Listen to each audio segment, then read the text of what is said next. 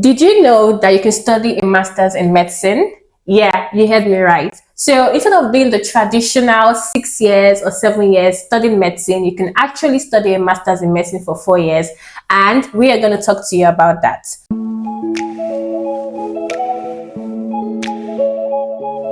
So hi there, my name is adu-dolapo and I'm here with Naga. Hi. And we're going to be telling you about studying a master's in medicine. So if that's something you're interested in, if you've always wanted to become a medical doctor and you didn't have the chance to go to medical school during your undergraduate or bachelor's, you can actually study a master's and become a medical doctor. So let's start with a quick introduction. So hi Naga, how are you? Would you like to introduce yourself and tell my subscribers who you are? Hi guys, my name is Naga. I'm 21 and I'm studying postgraduate medicine or masters in medicine. Yeah. Amazing. Guys, let me just tell you how this video came about. So I was meeting Naga for the first time in church. We go to the same church. Yeah. And we are just talking and I was like, oh, what do you study? And she was like, she studies a master's in medicine. And I was like, what? I've never heard of that before. And I was like, you have to come to my channel. You have to come. Like, people have to know that there's actually something like that because I didn't know that. So for those of you that don't know, I also studied medicine, but I did my undergraduate in medicine and I studied that for 6 years.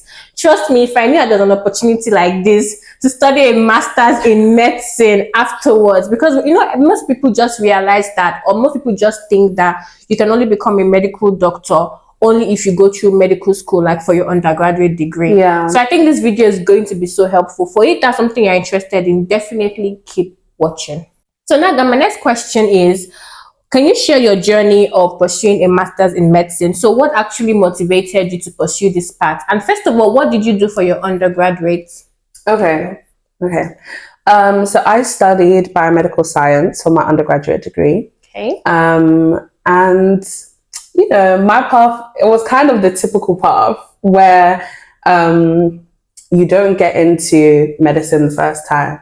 And for me, I knew about postgraduate medicine from the jump, but I knew it was going to be hard to get into. So to be honest, for most of my undergraduate, I wasn't really looking towards postgraduate medicine. I was looking into research and just internships like across the world and going into labs. But you know, as time went on, you know, the heart wants what it wants. I wanted to do medicine. I don't want to be in a lab. Like, labs are good, but they're not for me. So at A-levels, I didn't get the standard grade. So I went on to do biomedical science. And then in second year is when I applied for postgrad. Oh, no, not second year. Second year is when I started the process. So had to take a look at all of my grades if I was on track to get that 2-1 that you need. And then I had to sit the UCAT, which is the entry exam that you need for most postgraduate medical degrees. Sometimes you might have to do the GAMSAT for some medical schools or the BMAT. They're all like entry exams. That's a lot. I know. So they will test you on things like maths, verbal reasoning, like comprehension skills, and situational judgment. And then there'll be like a cutoff score for different medical schools, depending on where you're applying. So I did that, I sat that, and then going into third year, literally it was like, had to do my personal statement. I had to apply through UCAS, see what schools accept the UCAT as a entry exam. Because for me, I didn't want to sit 3 entry exams. So I said, I'm going to sit one and apply to all the schools that take that one, which I feel like is kind of a smart idea. And then I applied you can only apply to 4 schools. Oh, wow. And then you apply in September and then you get your offers from like January time. And you get interviews in December time and then offers from January. Wow, that seems like a long process. It's long. Wow. But I would say it's a bit spread out because you start in second year. And then once you have applied in third year, you can focus on third year. Okay, so what for people, for example, that have graduated already from their undergrad? would they have the opportunity to still go ahead to do the postgraduate? Because you started in your second year when you were doing your bachelor's, right? Yeah. So what are people that have graduated already and they actually wanted to come back? So would they be able to do that? Yeah. Yeah, okay. I would say for sure. Like, there's people that I entered with on this. I'm one of the youngest on my postgraduate. Oh, wow. So there are people up like from the ages of like maybe 32 who have gone and like done pharmacy, and then they've been a pharmacist for like 6 years, and then they've come back to apply. So as long as you've got that undergraduate degree at a 2-1, you can always come back and apply. Okay, all right. That's very helpful to know. Amazing. Yeah. Thank you. So so how did you actually apply? I know you've told us like the journey, but like you've mentioned some exams as well. So how did you apply? How did you sit for those exams? Yeah. Did you pay for any application fee? You know, all that jazz. Just give us the breakdown. Okay. Yeah, so I would say the first thing was sitting that UCAT exam. Okay. And I sat that in summer, going from my second year to my final year of my degree. Yeah, so for that, I got something called Medify, which is it's like a platform where you can practice your exam questions for the UCAT. I personally paid for that twice, and I think it's £30 for every month. Wow. You don't have to do that, but I would definitely recommend Medify because it's what most people use for the UCAT. If you're doing the BMAT, there's other resources out there. I think they have some like past paper questions on their website, or you could get books as well if you learn better from books. Okay. So yeah, I paid twice. Because mine, I think I sat mine in August, and I was revising for about maybe 2 months. Oh, wow. Yeah, people start revising from like January to July, but I think that's unnecessary. Just focus on your degree, and then in the summer, like start properly. Okay. And if you do a little bit a day, you should be fine. It's more of like I'd say it's more of like an IQ test than something that you need to like continuously study for. So it's just about training your skills rather than like trying to remember answers. So yeah, that was the first thing. Okay. And then yes, there was an admission fee to submit your application through UCAS. I believe it was £24. Okay. But I didn't know this until I was about to press like submit, and they were like, okay, now give us your bank details. Oh my God. I can imagine. I was like, what? But me, like, there was nothing that was going to stop me, so I just paid it.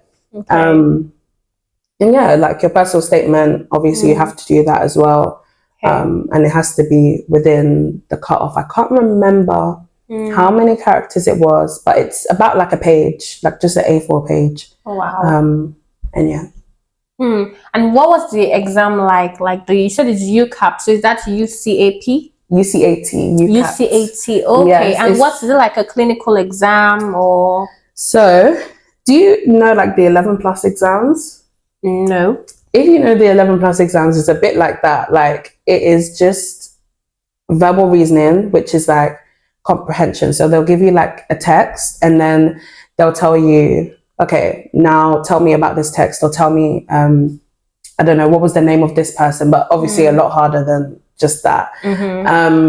And the problem with the UCAT is that it's not inherently hard. It's just you have to be very fast, because I think with the verbal reasoning, you must get like maybe 2 minutes to read a text and answer all the questions. Oh, not 2 minutes. Okay, that's even long. Maybe 1 minute. And they give you so many texts, so it's just back to back to back. So you just have to keep going. You don't really have time to go back and look at your answers. There's maths as well, so quantitative reasoning. Again, it's very fast. You just have to like keep going. They give you like times tables, but like hard ones. Addition, subtraction, literally all of it. Like they will just make you do it. Algebra is one that they love. Wow. Yeah. for a master's in medicine, I know. They're asking algebra. I know. It's just, honestly, in my opinion, it's a way to filter out people because there's so many people that apply. So they have to have like rankings. Abstract reasoning as well, which is shapes and patterns. That for me was hard because it's not something that like you're either good at or you're not. Like you have to just learn the patterns. Wow. And then there was situational judgment, which is the most medical thing about the exam. Okay. So they'll give you a scenario in a hospital and they'll ask you, what would you do about this? Okay. And they'll give you options. Okay. And for that one, you get band 1 to band 4. Most medical schools will only accept up to band 2. Okay. And then for the rest of them, you get a score between like 600 to 900. Not 600 to 900, like 400 to 900. But I would say 600 to 900 is where they start looking. Under that, they probably won't.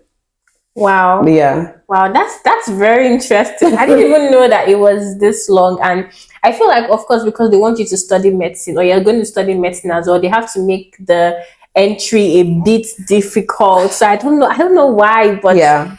But literally. that's what, no, you should be proud of yourself that you went through all that. Thank you. Here you are. So my next question would be, what universities do you know that actually offer this postgraduate in medicine? And also, how many years is it for? Right. Okay. So I would say the standard amount of years that it's for is 4 years. Okay. All the medical schools I applied to, it was 4 years. Oh, wow. I haven't seen any for under 4 years. Wow.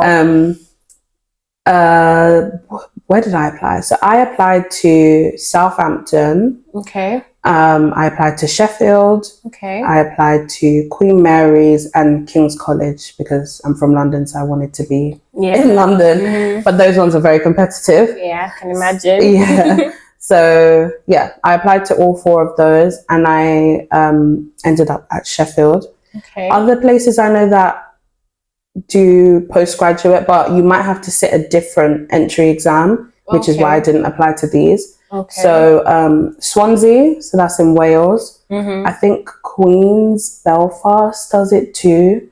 Okay. Manchester does it. Yeah, and I think St. George's in London as well. There's quite a few. Yeah. I think Chesterfield as well. Okay. A lot of them are coming like a bit new. So like there's a few ones on the radar that might be like, yeah, going on in the next few years. Yeah. Okay, that's very interesting. So that means that it's actually quite popular. Yeah. As opposed to what? So guys, trust me, if you are interested in studying a master's in medicine, definitely check out all these universities that she has mentioned as well. And you can do your research, see what the entry requirements are, see what you need to do and what you need to start doing, so that you can kind of prepare yourself ahead. So if you're thinking of probably getting in like this year or next year, then you should have started doing your research by now. So after this video, hopefully we'll have some links. I think we can share some links in the description just to kind of help you and guide you, and maybe from the universities that she has mentioned as well, so that you can just, get more information about it. All right. So the next question will be, so in your own opinion, what undergraduate degree do you think you need to be eligible? Is it all undergraduate degrees, or is just a particular undergraduate degree? Most universities, you'll be safe with a life sciences. So that's either biochemistry, biomedical sciences. I don't know if they accept biomaterials. I'm not sure about that. Okay. But some unis accept the single sciences, so biology or chemistry. Okay. But yeah, it has to be kind of like on the biology, chemistry type of route. Okay. I think there are some universities that might accept any kind of like STEM subject, but for the most part, it's a biology or chemistry subject, and mostly life sciences, so biochemistry or biomedical science. Okay. So basically, if you have an undergrad degree in biochemistry or any biomedical science or any life science course, you're eligible to probably do a master's in medicine. So that's why I said it's important to also do your research as well, so that you can get more information on that. So how does a master's in medicine differ from like other medical degrees or specialties? So in your opinion, I know that yes, of course, and I think probably I would be the one to probably make that difference, especially when you share your experience, because in my own case, I did a bachelor's degree in medicine and you were doing a master's master's in medicine. So I want to hear like how is it like, so that we can kind of see what the differences are between both. Yeah. So I currently study at Sheffield, so it's very different, I would say, to what a lot of other postgraduate medical degrees are like. okay. For us, we had a 6-week intensive course when we got in September, and that was to cover all grounds of first year that we would need moving into second year. Okay. So, first of all, as I said before, postgraduate medical degrees are 4 years long, mostly. So it differs from the 5 or 6 year course. So what they do is they make us kind of bypass that first year. Okay. So we did a 6-week intensive course to just get rid of first year kind of. And then we sat an exam at the end of it. Okay. We didn't need to pass. It was just like to see kind of where we were heading. Okay. So I did that. And then as soon as you do that, you get a little a meeting to kind of talk about where you're at and what things you need to brush up on before they put you into the second year course. Okay. So that's kind of what happened at Sheffield. And then we just got put in with the rest of the second years. I think there's like 300 of them. Wow. So now we're on like the standard 5-year course, but like, yeah, we're still recognized as like a postgraduate, and we didn't have to go through first year. We just had to do the 6 weeks. Wow. Of first year. So basically you're having classes with those who are currently studying medicine for their undergrad? Yeah. And then we have some separate classes. Okay. Just to kind of like brush us up on the things that we missed. So like we have anatomy sessions every Wednesday, where we would do like dissections or like prosections or just understanding anatomy, since we didn't have that first year experience. Okay. But I will say that they expect you to know a lot from your undergraduate. So sometimes they don't go over things in depth because they're like, you guys have done this before. Oh, wow. Which might not be true, because biomedical sciences and other life sciences differ from uni to uni. For us, we didn't do much anatomy, so in my undergraduate. So oh, that's interesting. And then what's the structure like? So I know that for example, for our first to like third year, we do more like we're in class and all of that. But like from fourth year to sixth year, we do more clinicals. Yeah. So you probably, sometimes you go like for hospital placements and all of that. Is it kind of like the same as well? I would say with the postgraduate medicine degree, you are on placement like straight away, kind of. Wow. They ease you in with GP placement. Okay. So we've been doing GP placements in September. It's now March and we're going to finish next month. And then we have from kind of like April to May to sit our exams. Okay. And then in June we're on hospital placement. Okay. So I remember them telling me at the interview that it is very much like placement and work at the same time. Wow. Which I like, because it's like you also learn as you're studying. Whereas I know a lot of like the 6-year courses, you do class up until like third year and then you go on to the wards. But we've been having clinical skills and learning how to take blood and stuff so that we're ready for the summer when we start on the wards. So it's basically like during your undergrad. Honestly, like it's crazy because you guys do 4 years. Yeah. I did 6 years. Yeah. And at the end of the day, we get the same degree. Yeah. We get to work as a medical doctor. So guys, I don't know how I feel about this, because honestly, like 4 years compared to 6 years. I think in the UK it's probably 5 years. Yes, some universities like Cambridge and UCL are 6 years, but a lot of the rest are just 5 years. Wow, that's interesting.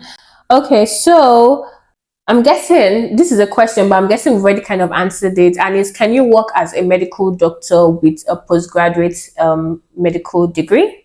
Yes, you can. Yes.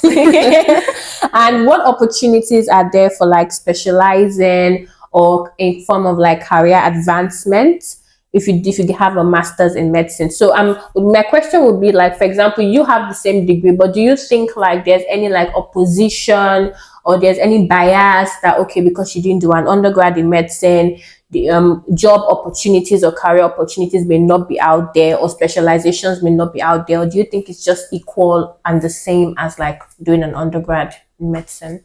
That's a good question. Obviously, there's a lot I don't know because I'm not working yet. But from what I know, on your like degree transcript, it just says the MBBS, which is like the normal thing that everybody gets. Okay. So there shouldn't be any bias, unless you want to go there and tell them that you did a postgraduate instead of a thing. I don't think anybody would know or care really. I know a lot of I've met a lot of GPs who have done the same. So they did a undergraduate and then they did a postgraduate, or even people who have done an undergraduate in the life sciences and then come to do another undergraduate in medicine. So they might have done 3 or 4 years in the undergraduate and then come to do the 5 or 6 again. I have a friend like that as well, because the graduate entry is, there's fewer spaces. So some people just go straight for the undergraduate. Wow, that's interesting. Okay, so can you share like any challenges that you faced during your master's program so far, and how were you able to overcome them? Oh, okay, there's been a few. I would say, first of all, going into a postgraduate, like I said, I'm one of the youngest. So you're kind of put in with people who, I would say from the ages of like 27 to like early 30s, who have lived a life before, who have done their degree, were working, who have maybe been on the wards as other like professions. And you're with them as someone who's like fresh out of an undergraduate, no masters, no nothing, just 21, just here. And sometimes it can be a bit intimidating. I feel like with a postgraduate, you can get a lot of imposter syndrome because you're so young, or because people have like other experiences. With an undergraduate, everybody's coming from A levels or IB or like whatever their sixth form or college thingies were. So I would say when you come to a postgraduate, like everybody is from different playing fields. Some people were working, some people were doing masters, some people were already doing a postgrad, lots of different things. So I would say imposter syndrome is like one of the main ones. I would also say that, as I said before, they expect you to know a lot from your undergraduate degree, and there's a lot of assumed like knowledge. So for us, they expected us to know a lot of anatomy and physiology. Whereas my biomedical science degree was more about the like intricacies of science, like kind of like we did like pharmacology, we did like neuroscience, we did like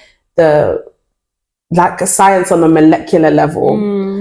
We didn't really do a lot of anatomy, and we didn't really do a lot of physiology either.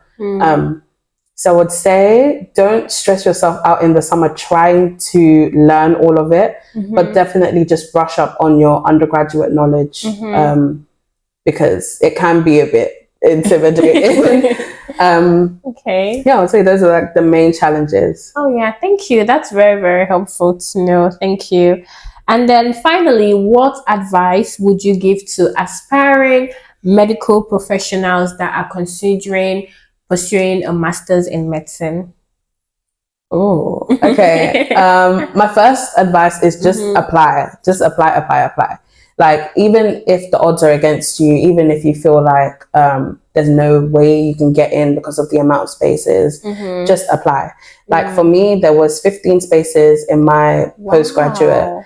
And I remember talking to my personal tutor in my undergraduate, being like, there is just no way this is going to happen. And she said, like, if you don't throw your hat in the ring, you will never know. So just do it. And it ended up being the place where I got my only offer. So I applied to other medical schools that had like about maybe 50, 60 places and didn't get in there, but I got into one with 15. So just make sure you apply. If you meet the requirements, just apply. I would also say be strategic with applying. So I would say if you know that you are just kind of like scraping a 2-1 or working towards a 2-1, I would probably apply to universities where they're more likely to look at you. by that I mean a lot of the London universities, they're looking at first, or like they've got a different like bias. So I would say that wasn't a smart move on my part. I knew I just wanted to be in London, but it wasn't really smart. If I knew, I would have applied to other places that had like less of a requirement. Yeah, I know even one place accepts a 2-2 for postgraduate medicine. I think it's Nottingham, the postgraduate, but you have to sit the GAMSAT, and there might be some work experience that you have to do beforehand. I don't know if it's still a 2-2, but it was when I was applying. So things like that. If you're not like currently working at a 2-1, make sure you look at something like that. Just be strategic and just make sure, you know, you go to higher ups in your university to help you with the application process. And yeah, apply is my main thing. Don't let it put you off, because at the end of the day, you've got nothing to lose. So wow, amazing. So guys, you've heard it all. So you've seen how very possible it is to actually still become a medical doctor by doing a master's in medicine. And trust me, this is an eye-opener for me, and I'm sure it is as well for many of you who are watching this video. So thank you so much, Naga, for actually, you know, coming here with you and teaching us and showing us the way. Honestly, like this has been so helpful and so informative. Thank you so much, and I wish you all the best. Thank you so much. What year are you in now in your master's? I'm still in my first year. Okay. So you still have 3 years to go? Yeah. Yeah, definitely. I'm sure it's going to just pass by really quick. But thank you so much for sharing all the gems you shared today. And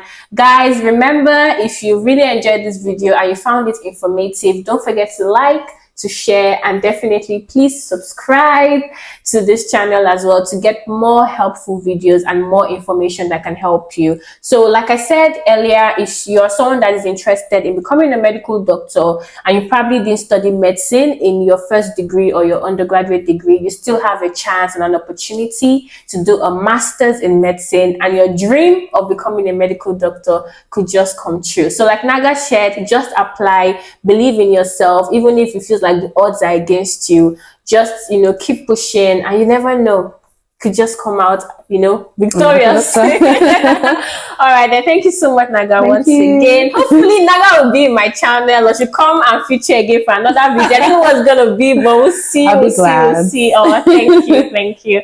All right, guys, thank you for watching, and I'll see you in my next video. Bye.